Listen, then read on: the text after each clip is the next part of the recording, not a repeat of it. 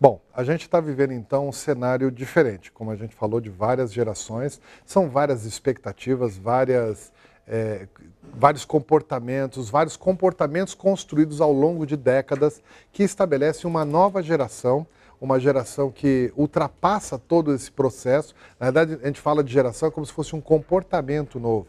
Porque nessa condição de todos terem uma expectativa de vida maior, o que nós estamos percebendo como sociedade é que aquela infância já mudou, aquilo que a gente chamava de vida adulta já está bem distante, a vida terceira idade ou idosa está muito distante e o que alargou foi a juventude, que hoje a gente pode dizer que começa perto dos 15 e, dependendo da pessoa, vai se estender quase até os seus 60, 70 anos de idade. Nós estamos vendo falar de alguns artistas aí que já estão chegando aos seus 70, mas mantêm o comportamento que tinham há 40, 50 anos atrás. Então, nós estamos vendo novos comportamentos. Quando a gente vê a nova geração de jovens entrando no mercado de trabalho, ela é confrontada justamente com essa sopa de comportamentos, essa sopa de regras que existem aí já há algum tempo, esse modelo social que já está estabelecido há algum tempo. E é evidente que, como toda juventude, ela vai contestar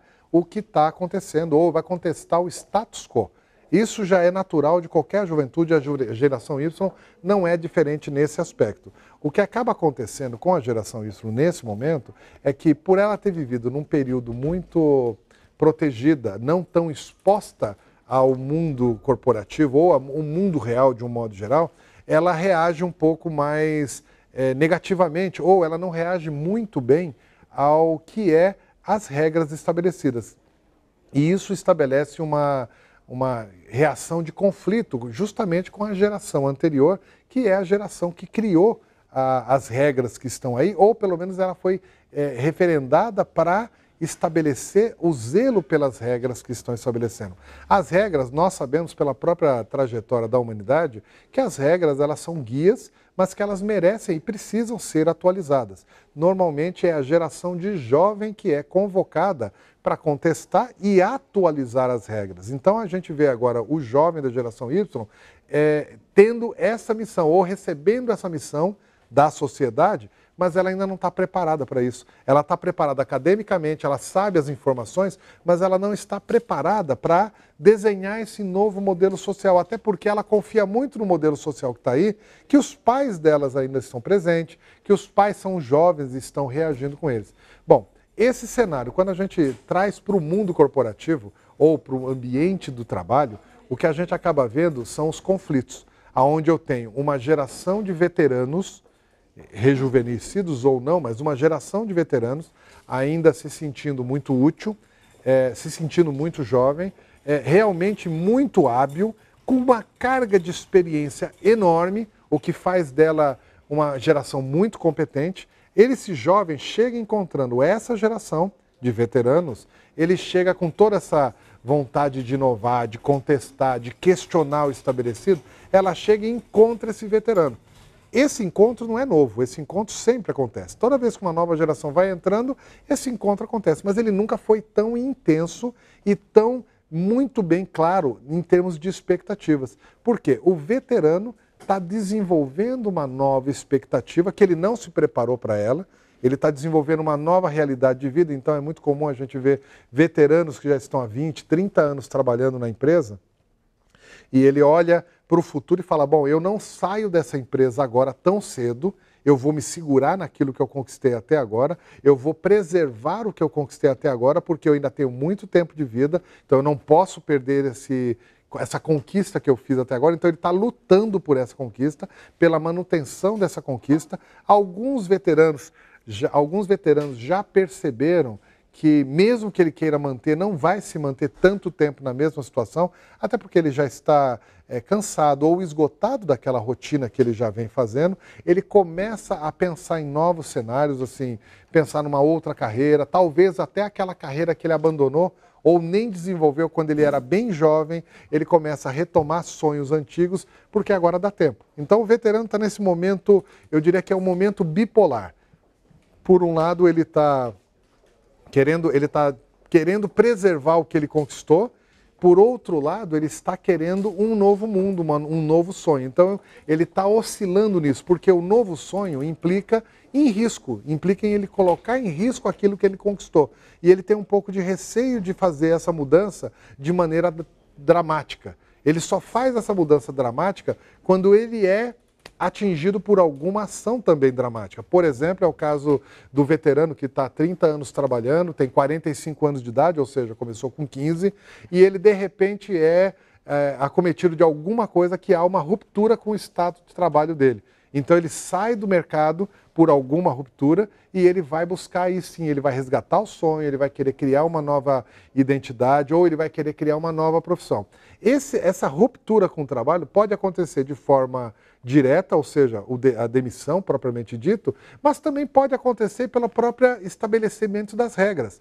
Dependendo do departamento, e isso é muito comum no serviço público, alguns departamentos ou algumas regras do serviço público estabelecem justamente tempos de duração, ou seja, a pessoa tem que sair compulsoriamente. O que a gente vê nesse cenário é muitas vezes uma parte grande desses profissionais que não se prepararam para isso. Até porque quando eles entraram no mercado de trabalho, eu vou lembrar, a expectativa de vida era bem menor, era expectativa de vida de 60 anos. Então, a rigor, eles estariam agora aposentando naturalmente e curtindo um pouco mais da vida que restava. Só que agora, você com 40 anos a mais, para incluir nessa equação, esse executivo ou esse profissional, ele está sendo levado a pensar num procedimento de ruptura, que pode vir por uma aposentadoria ou por uma aposentadoria compulsória, ou porque venceu mesmo o trabalho dele, ele é obrigado a pensar numa nova realidade. Alguns estão pensando muito bem nessa nova realidade, já entenderam esse contexto e pensaram na nova realidade. Esses que já pensam na nova realidade, eles de alguma forma eles têm um comportamento diferente do que aquele veterano que ainda está se segurando, não pensou na nova possibilidade, ele está ainda vinculado a essa conquista que ele teve até agora, ele não deu conta que ele vai precisar criar uma nova realidade, eles têm comportamento diferente, esses dois veteranos.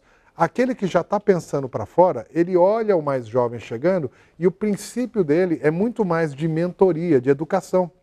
Ou seja, ele abre espaço para o mais jovem, deixa o mais jovem entrar num desafio, ele deixa o jovem dividir com ele um pouco mais o trabalho, ele não entra numa linha de competição natural, não entra nessa linha. Agora, o veterano que ainda está vinculado a essa conquista e está vinculado muito forte a essa conquista, sem perspectiva futura, ele acaba fazendo um processo diferente, ele entra numa linha de competição justamente com esse jovem.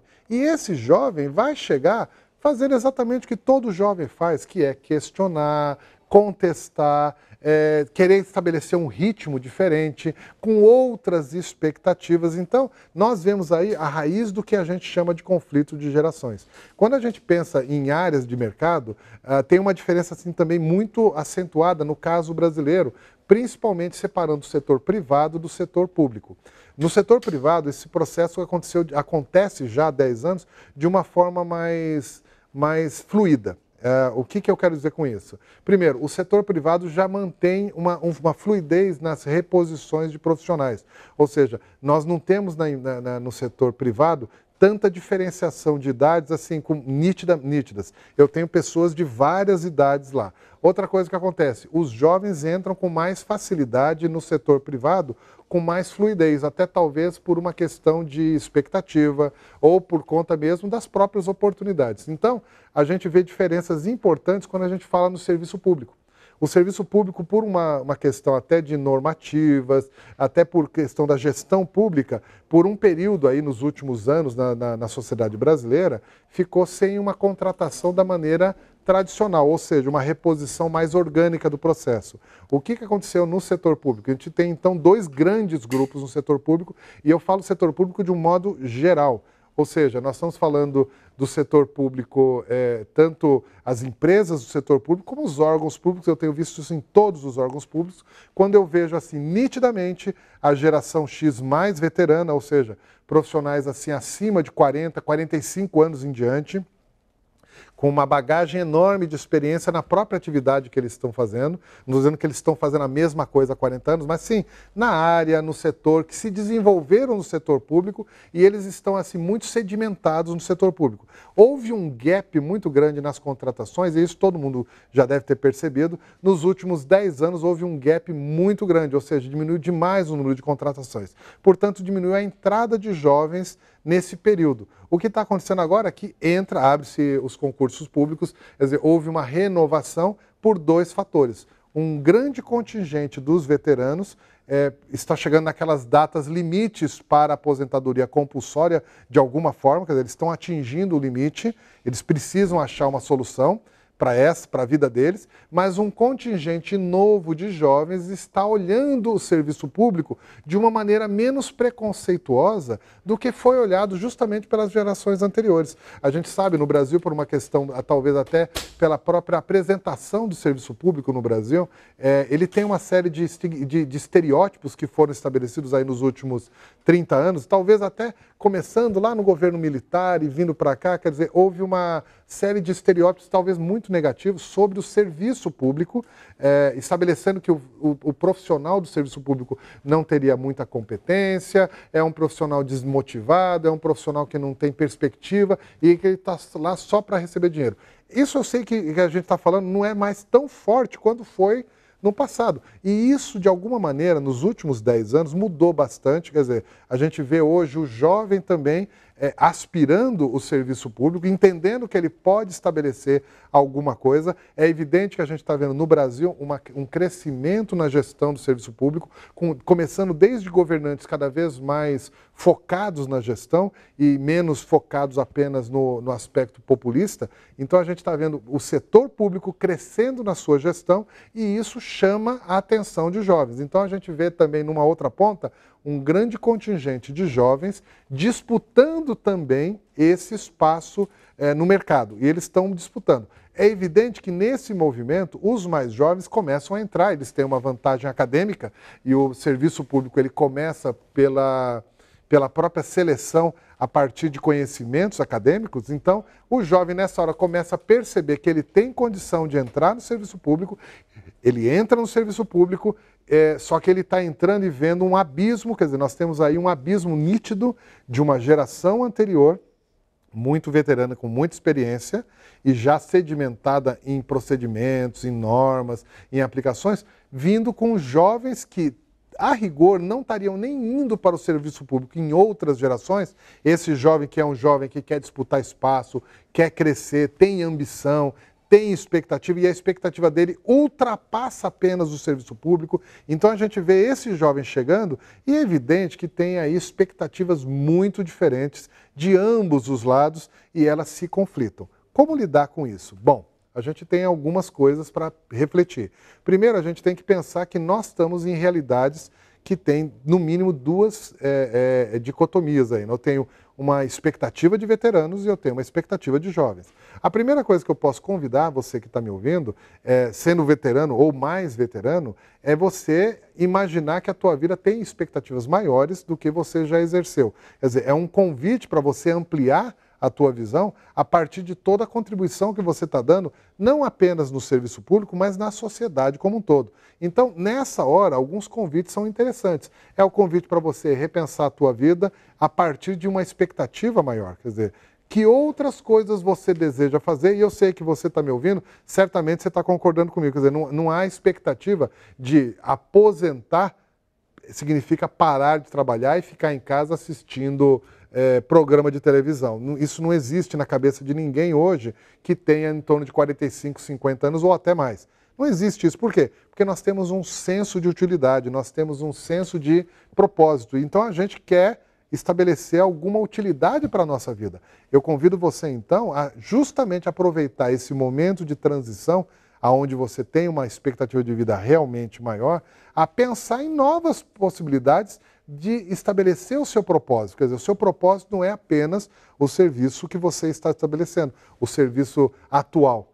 Você tem que ampliar. Isso é natural para qualquer um, em qualquer ramo, seja no setor privado, seja no setor público. Quer dizer, estabeleça novas carreiras, experimente. Eventualmente você pode estar numa condição, com a sua aposentadoria, pode estar até te dando condições financeiras para você ousar caminhos um pouco mais diferentes do que você talvez tivesse condição. Ou seja, aproveita o legado que você tem a teu favor, repensando a sua carreira. Eu tenho visto muitas pessoas que trabalham no setor público que naturalmente, terminando o período de serviço público, eles acabam indo como consultores do setor privado, no setor privado que quer trabalhar com o setor público. E isso tem sido quase que um caminho natural. Então, há perspectiva desde que você comece a entender que isso é necessário incluir na equação sua de expectativa. Esse é um lado da história. O outro lado, você tem uma experiência, você tem um legado importante. Tudo que está aí hoje, o ruim que às vezes estão criticando, mas também tudo que aconteceu de bom nesses últimos 30 anos é legado teu.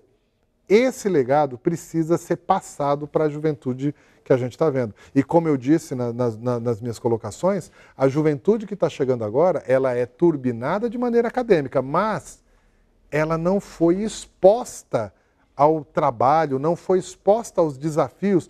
Para falar a verdade, ela não desenvolveu tanta cicatriz quanto você. Ela está mais verdinha, ou seja, ela está mais imatura.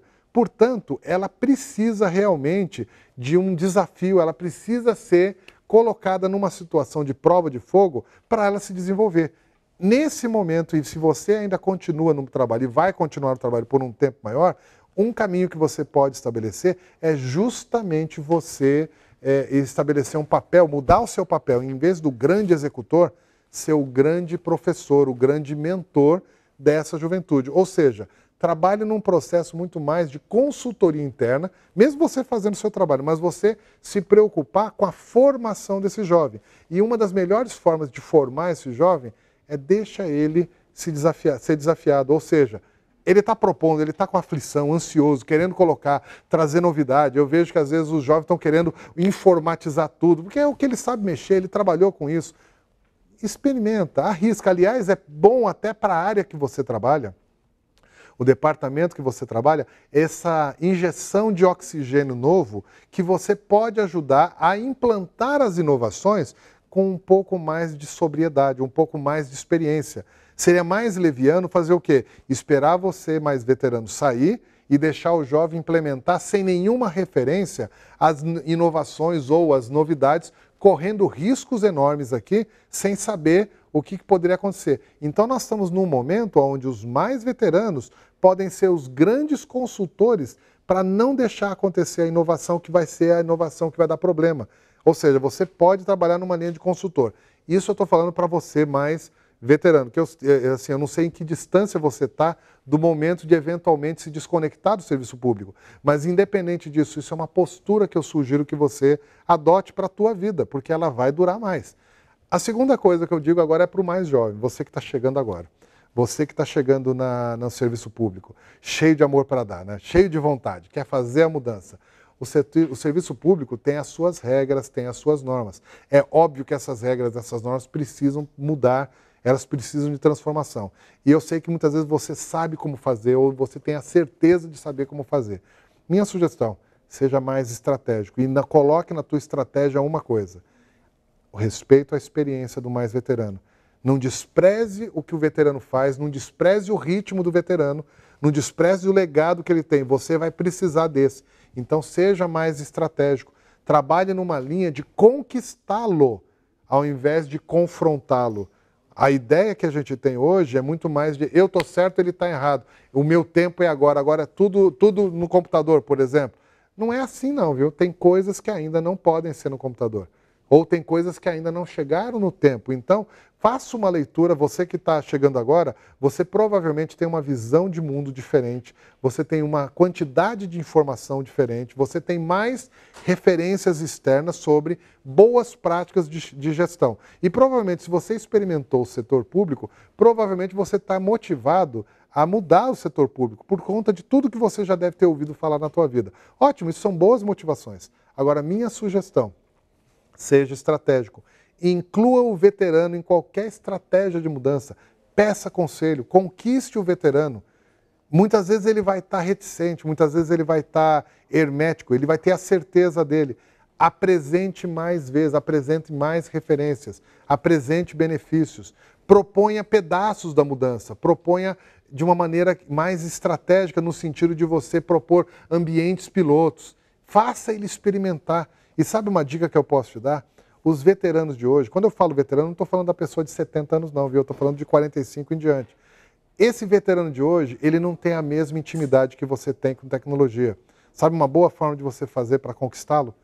Ajuda ele, seja o mentor dele na tecnologia, inclua ele nessa tecnologia, ajude ele a chegar mais rápido naquilo que para você é tão simples assim, ao invés de ficar brigando com ele. Eu acho que aí a gente começa a estabelecer um processo onde o veterano é o mentor, mas o mais jovem é o mentor da mentoria reversa, ou seja, você trabalha num processo de mútua colaboração, não desprezando o legado que esses veteranos têm e que você não adquiriu ainda, você vai precisar dele, tá bom?